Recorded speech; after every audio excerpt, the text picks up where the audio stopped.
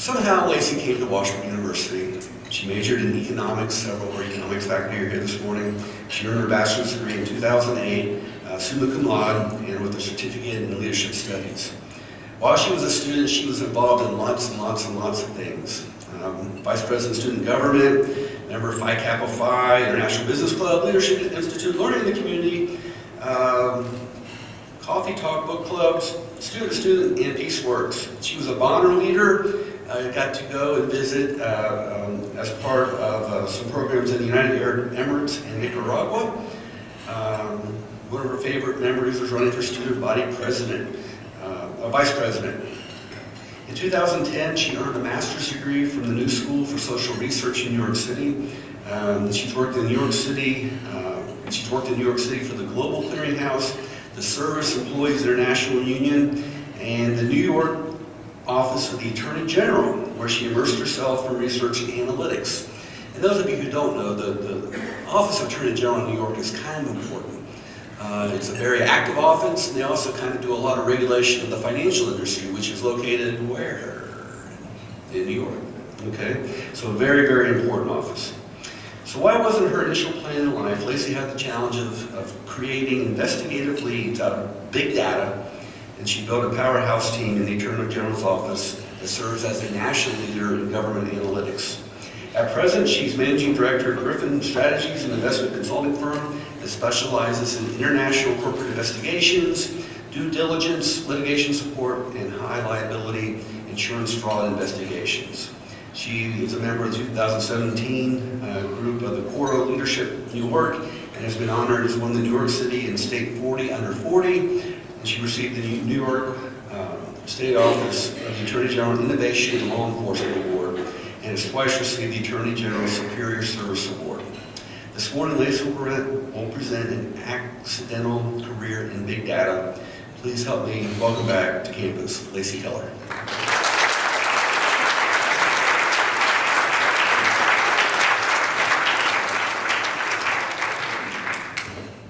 Well, this is super weird. I remember it's really great to be back on campus, and I remember trying to get an invite to one of these things because it was a good, hot, free breakfast.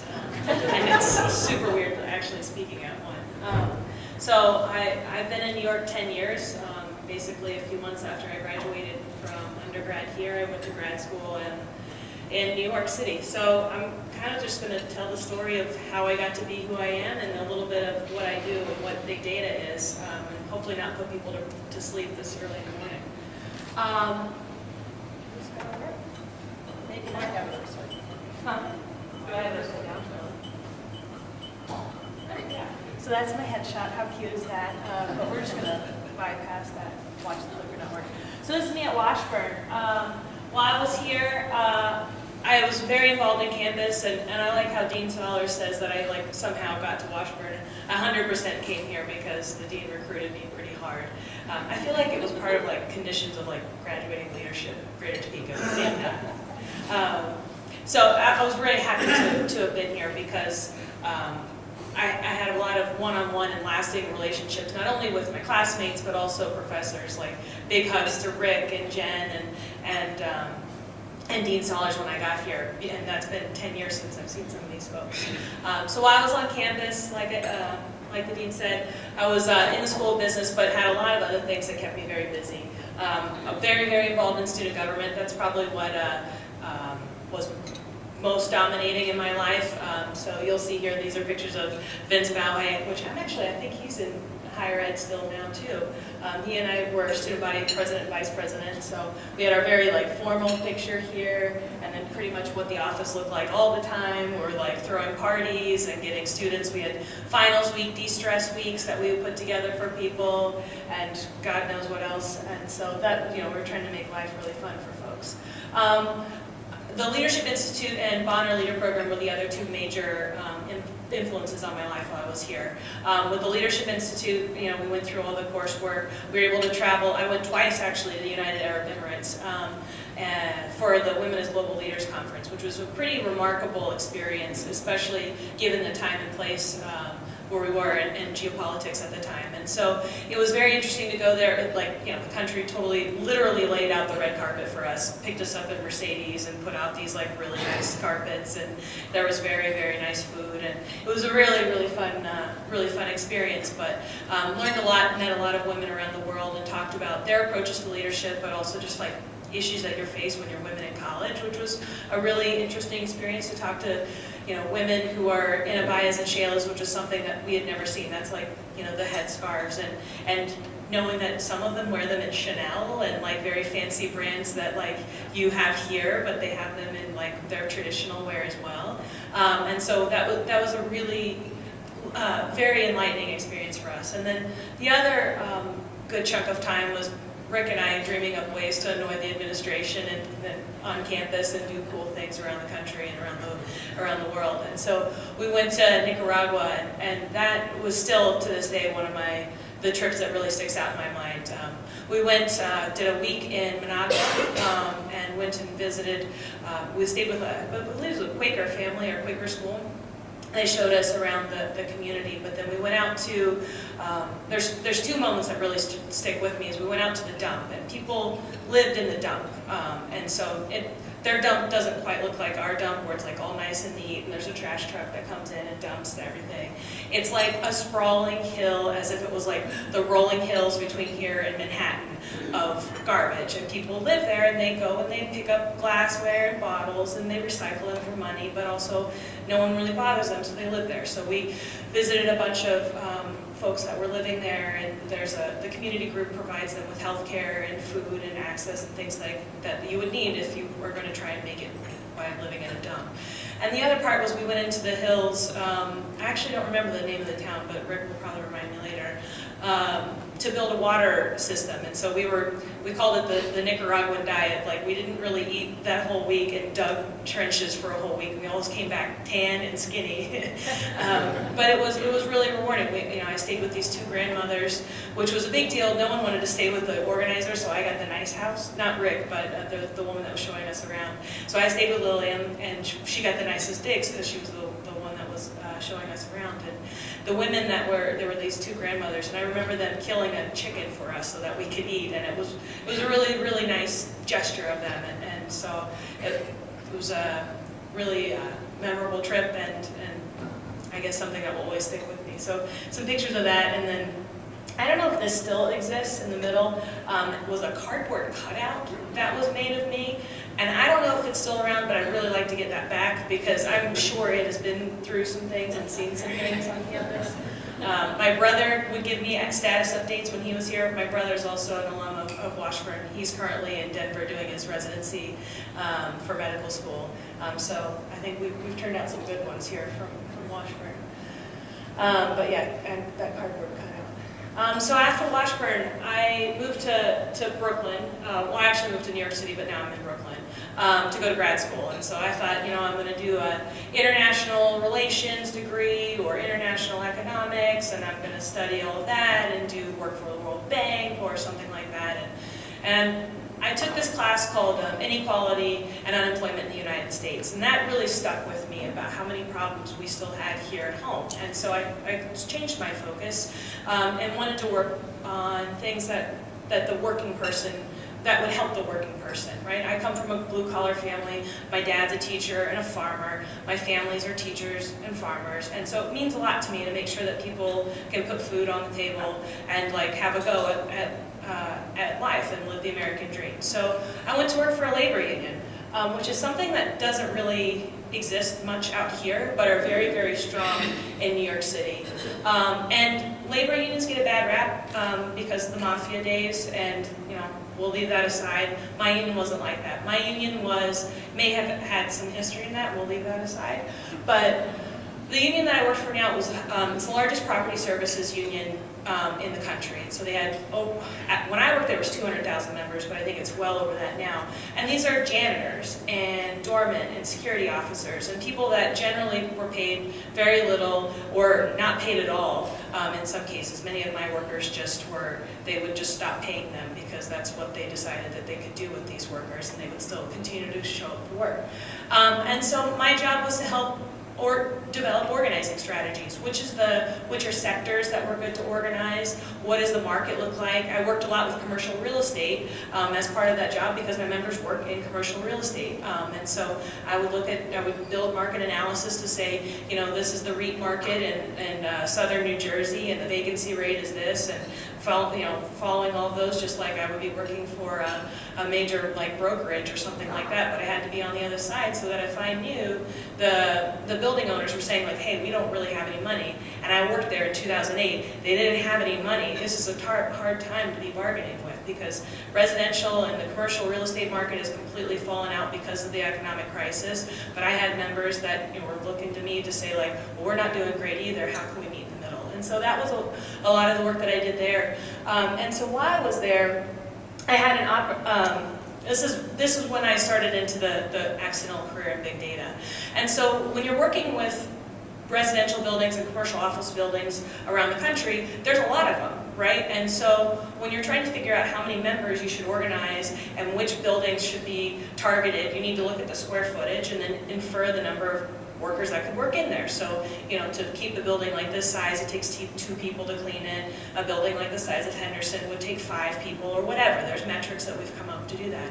But to do any of that, you had to have the square footage of every building. And at the time, there weren't these beautiful databases that you could, use and buy. They didn't exist. I had to make one.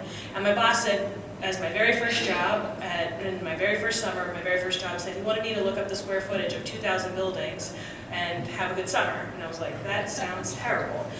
Because at my previous internship, they had locked me into a room and I was copying and pasting things from one spreadsheet over to another. And I was like, there's just gotta be a better way. And so my friend and I, we sat down and we were like, there's gotta be. So we got on the internet and started looking, and you could build something called a macro. And I don't know if people know what a macro is, but we built a thing that goes to the website and looks up the address and then downloads the information and put it into a spreadsheet.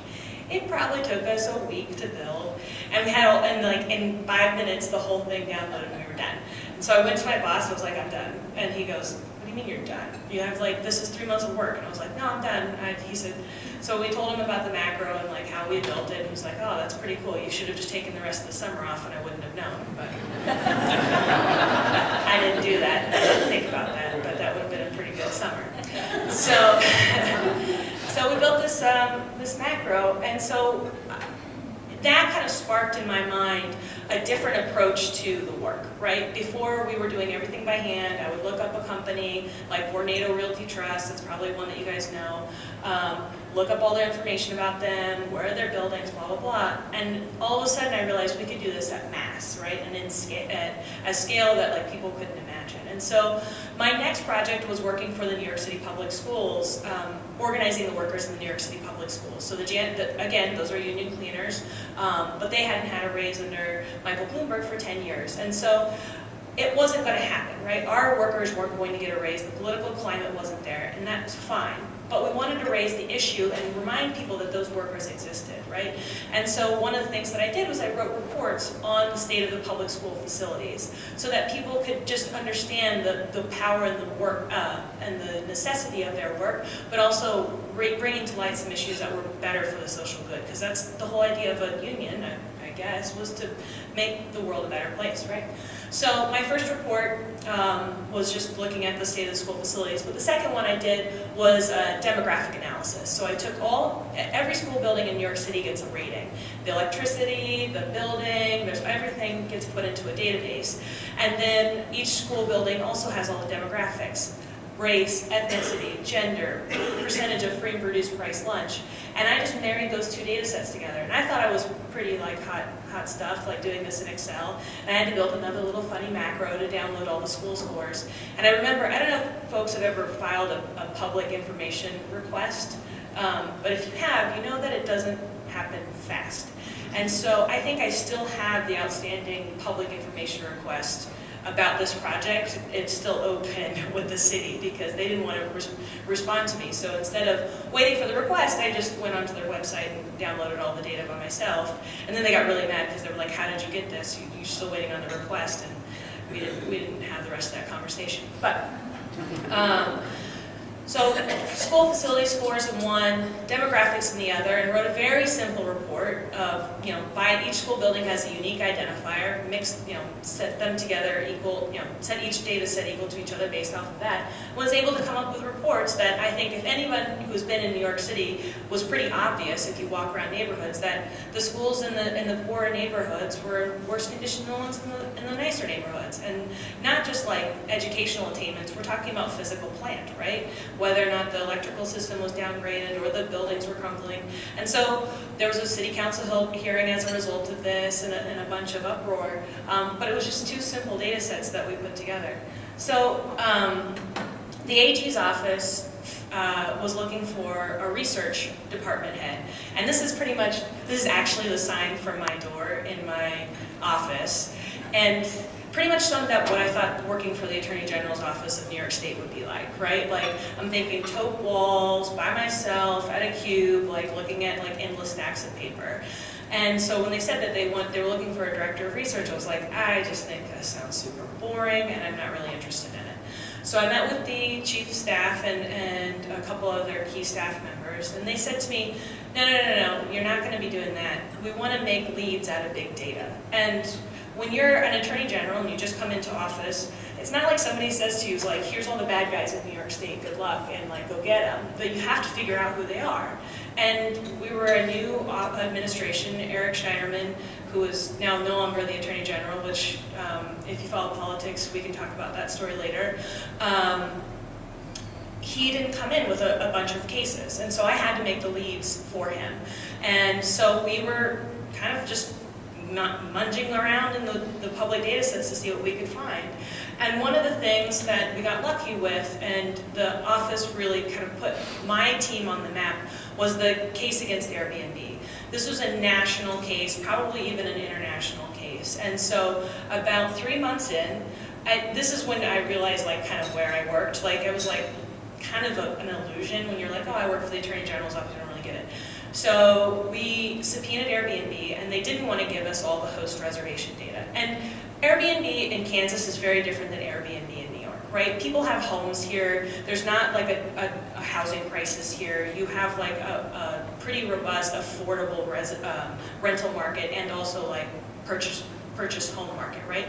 That is not the case in New York City. The average price of a house in New York City of like a one bedroom is $1 million, right? It is not an affordable place to live.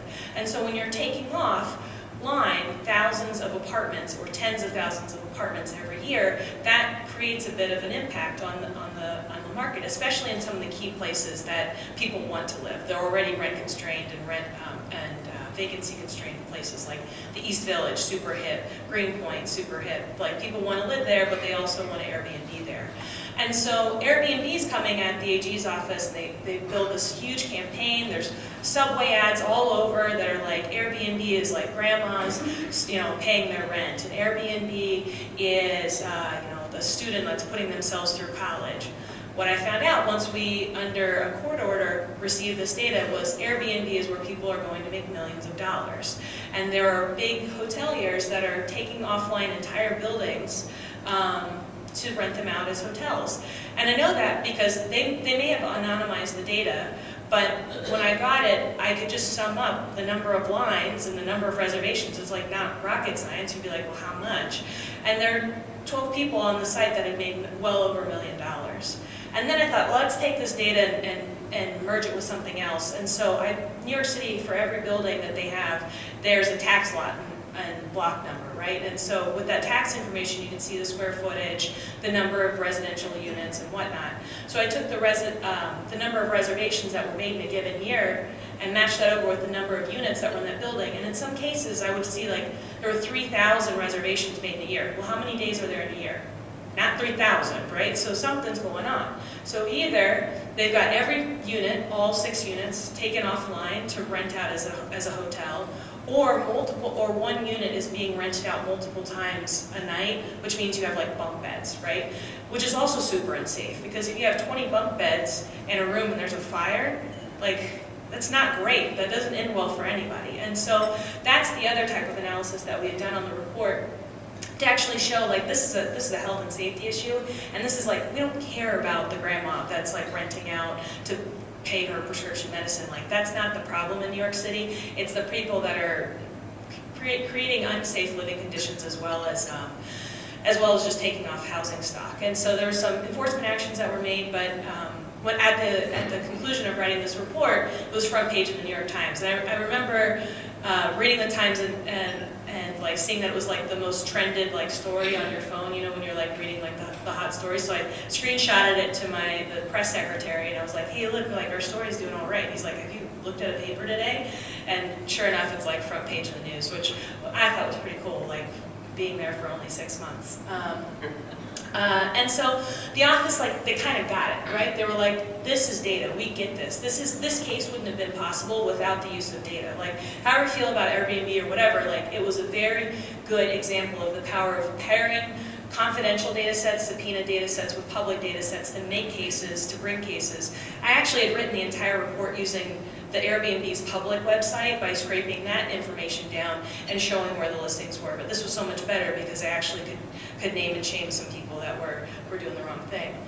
So what's my next one? So while I was there, we worked on a number of different cases. And so for the business folks in the room, high frequency trading was definitely one of the cases that our department was key in. We would butt up against the SEC and looking at how they were front-running orders, and so that's and how they were like pinging the market to move the price, and then manipulating it whatever way would make sense for them. They got pretty crafty about either testing the market and then buying high, selling low. Everything that they would do, we would try and figure out. And those data sets were big. We're talking like 40 terabytes. You don't even measure it in lines of data. You measure it in like how many ways, like how many sizes you had to move it over, how many boxes, right?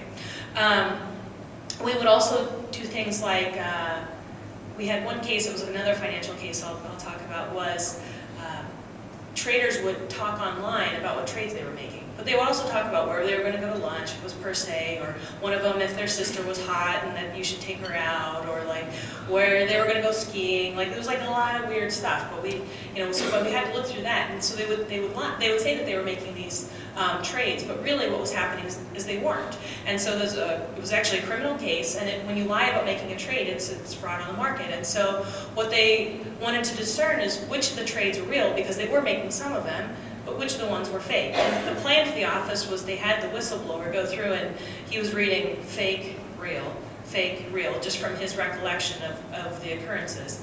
And then you'd match in the blotter. At the end of the day, there was like an actual log of what actually happened. And you could see, okay, like, 100 shares of Apple were traded here, but in the blotter, no Apple was traded at all, right?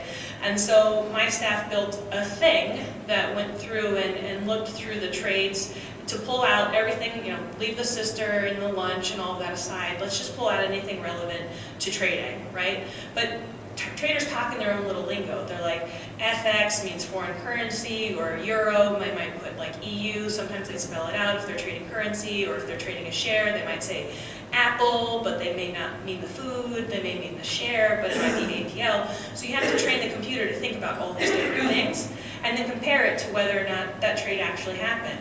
And so at the time that we'd started the investigation, they had, I think, like 1,000, or they had maybe 10 or so like trades that they had found. By the time that we had finished the investigation, there was well over 20,000 counts that we were going to bring against these people, which is a pretty massive indictment. A 20,000 count indictment against a trader is like kind of scary. But it was all because of the power of big data. And so one of the other really, I think, interesting and groundbreaking projects that I was working on right before I left was gun trafficking. And it's still some of the work that I do now. I'm working with private clients to do this, and was looking at criminally recovered guns in New York State. And so we're not talking about guns that like you go and you get a permit and you're lawfully owned. And like these were guns that were used in a crime, murder weapons, they're recovered firearms or robbery weapon. We want to know where are those really bad guns coming from, right? Are they coming from, Kansas kind of shows up, but not really on the map, but it states along what they call is the iron pipeline. And so this is actually an interactive visual. If you have your iPhone, you can go to the website.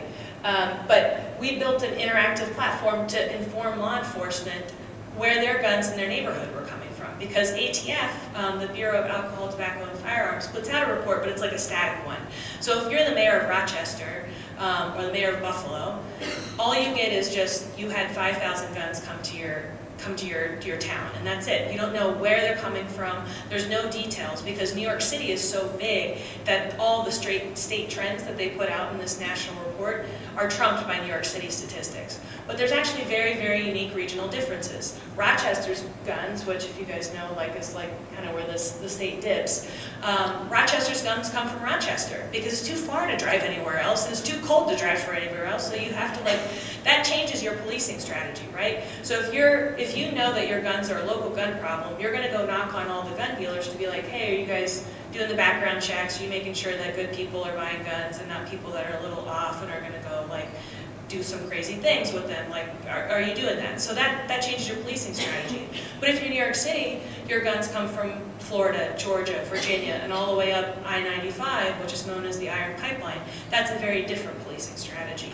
And so we put together this report and this little funky tool for police departments. It was very useful to them because they've been starved for this information. They had hunches, right? Because from reading every little gun trace and kind of knowing your own backyard, there's a knowable kind of universe of guns, but being able to see it on paper was really, really useful.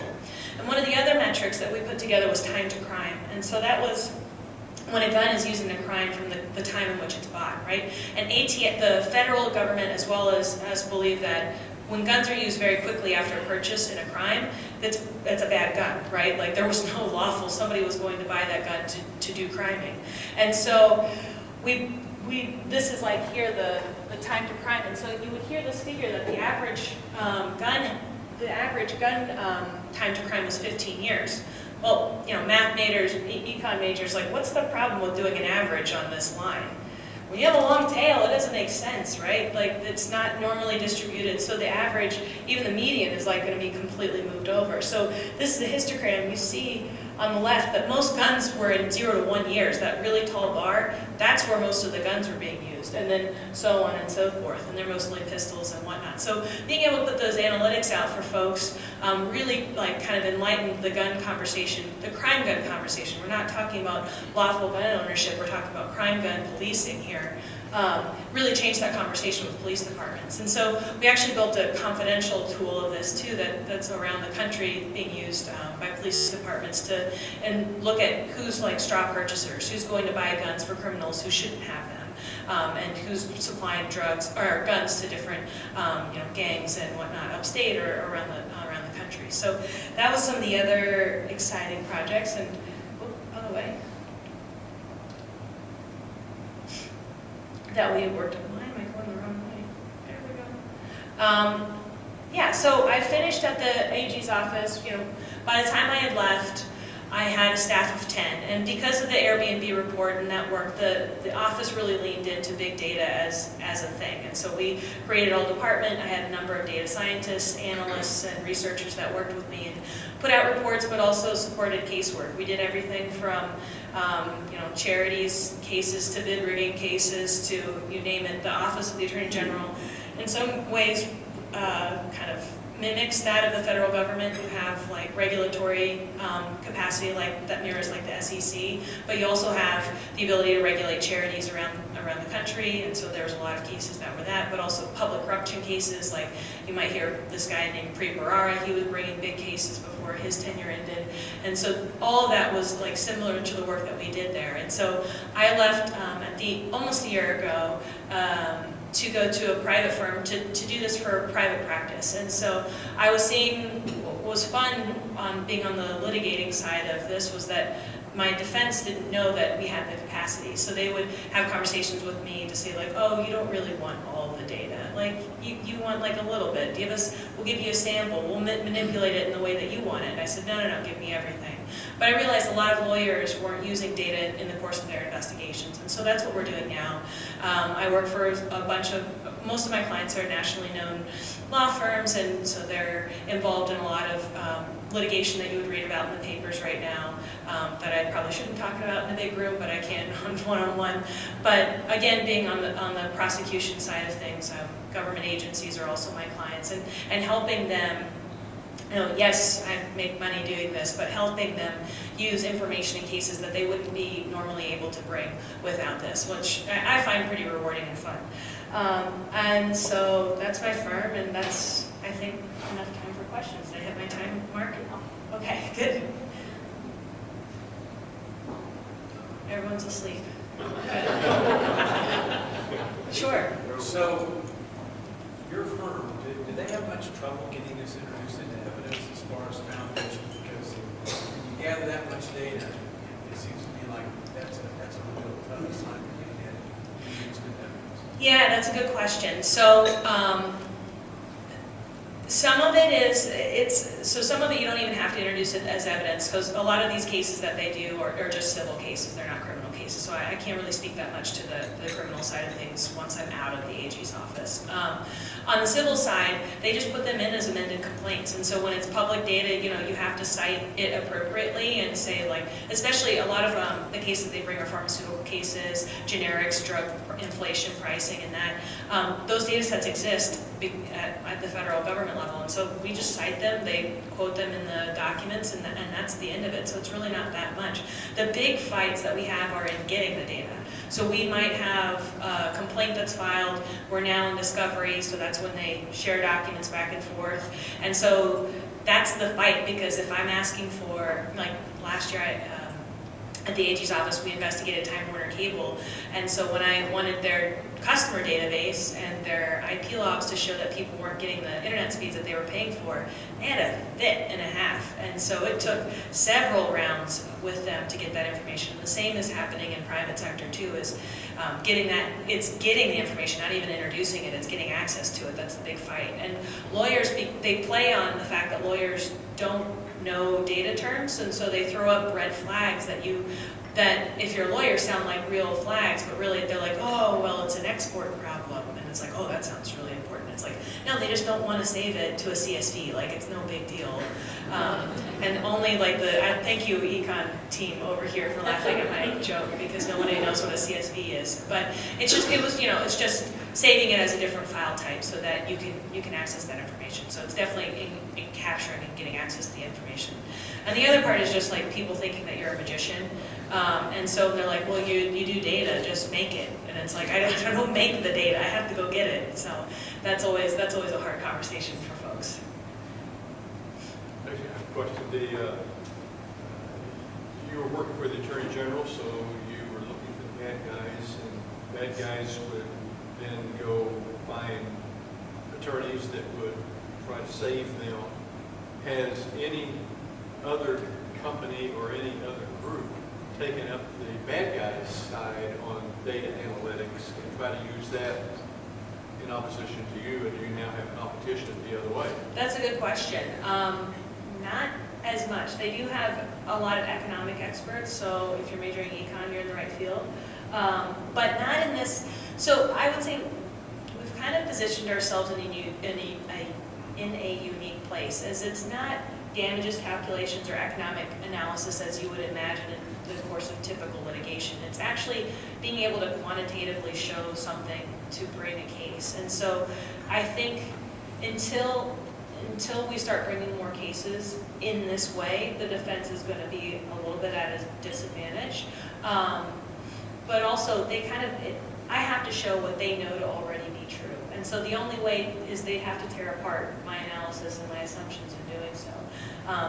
We are working on the opioids litigation for the opioids crisis right now. And so I anticipate that being a big fight because it's well-funded pharmaceutical companies that know their data better than, I'm sure, than I do from the outset, and they have access to more data than I do, and so that's going to be definitely a big fight. But other firms, there are firms that do this, but most of them are economic analysis firms. So I'm pretty excited to be in a unique position where I hope we're like cornering a new market, but we'll see. Yeah? You mentioned early on that your first couple of examples related to publicly found data. I'm sure it's probably context specific, but have you seen any trends over the last 10 years in terms of organizations becoming more or less transparent as they begin to understand the power of big data? 100%. Thanks for the easy softball. There's a ton of public information that, that isn't even available, that wasn't even available last year, right? So this world is changing drastically. So if you said, well, I went and I looked and it doesn't exist, like I always, whenever a client or somebody asks me, does that data set exist, I always go to look to make sure that somebody hasn't published it. So there are 3 places I would look for data, especially if you're doing, for students in the room, if you're doing projects or if you're wanting to just noodle around. So most cities use a platform called Socrata, and Topeka does, and actually is like one of the featured like Socrata cities, which I was very impressed with when I look back. So Socrata is like a repository of public data, and so whenever you're doing a research project on a city, I always just go to their Socrata site to see what's available. Usually it's tax lot information and like maybe some top birth names, and like New York City publishes the winning lottery numbers, which is like funny, but that's a good place for it. Businesses will often create an API, which is an automated programming interface, but you have to have some programming knowledge to get into it, but that's a place to unlock a ton of information. Twitter, if you wanted to look at everybody's tweets, like all those funny Twitter like histograms and who follows who and network analysis, we could talk for days about that. That's all possible because of their API. And then the third is Kaggle, which is a funny word, but sometimes companies put data science challenges. So Netflix had what was called the $1 Million Challenge. And if you could make their movie recommendation engine better than what they had, they were going to give that coder $1 million. And so other companies have similar challenges that they pose out to like the general public. And nerds around the world make money off these competitions by trying to be a better nerd than the other nerd. And so they submit their answers. But like I've seen data from like insurance companies on claims to see like could you approve this claim, and like our algorithm for whether or not we should settle and for how much, and if this was like a risky driver, all of that, like those data sets are on there. So those are 3 places that I always look if I'm trying to find some data, and I've definitely found data that defendant has said doesn't exist because they've put it on this like Kaggle competition website, which was pretty fun. Good question. Sure. Thank you for being here. It's a wonderful presentation. You and I have a number of points of emotional connection, so permit me a moment. I'd like to go back to your days working with the janitors and with the public schools unions. Unions have not done well in Kansas, and I hope that someday the Kansas legislature will invite you back and talk about good parts about unions. I grew up in New York City, Greenwich Village, a few blocks from the new school.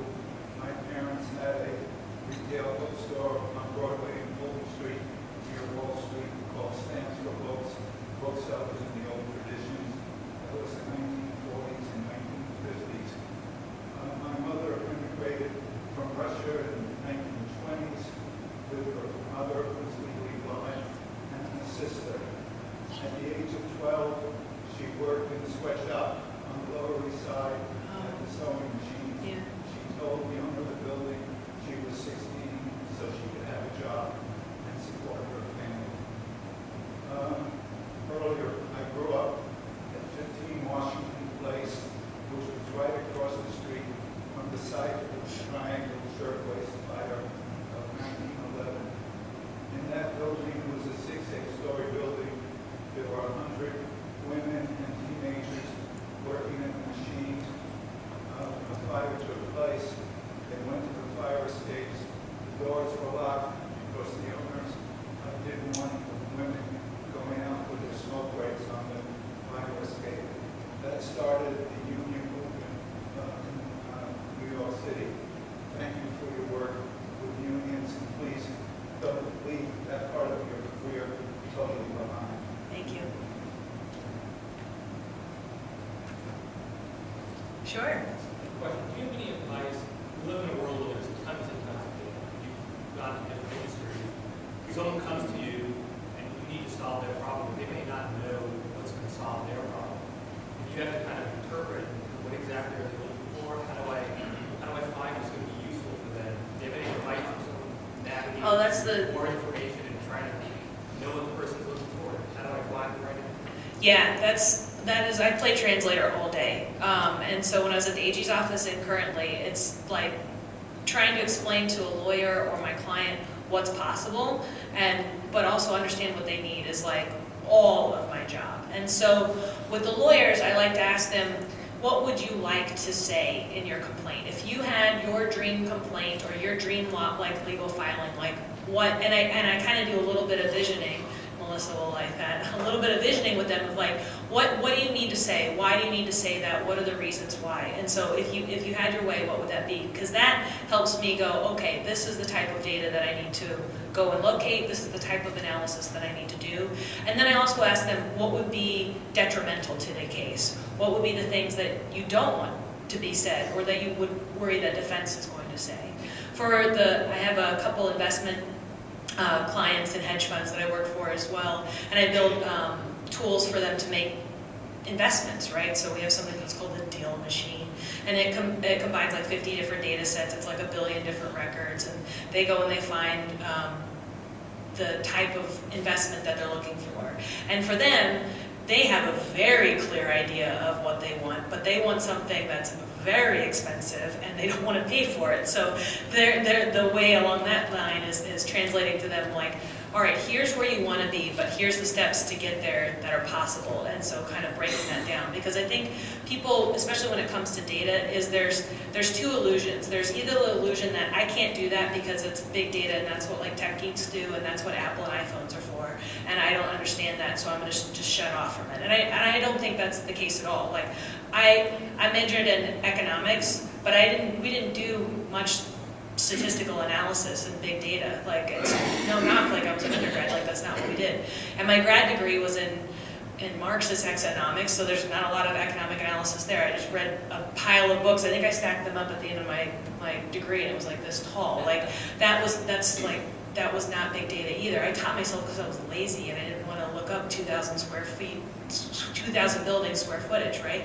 And so it's totally an approachable thing to do. And so so I think there's that group of people, but there's also this group of people that's like, well, because these things like iPhones and Facebook exist, that all data should look like that and be super professionalized, and that should just come out of the box right like that. And that's a very hard conversation to have with people, is like, that thing took Mark Zuckerberg, as long as, I remember Facebook came out when I was a freshman on campus here, it took them that many years to build, and billions of dollars to build that platform to make it look like that. And so to kind of level expectations about what's possible, given resources, but also like, let's think a little bit bigger if you're over in this camp, is like, and it's almost all the time you have two people from two different camps, because we have such different experiences with technology and data.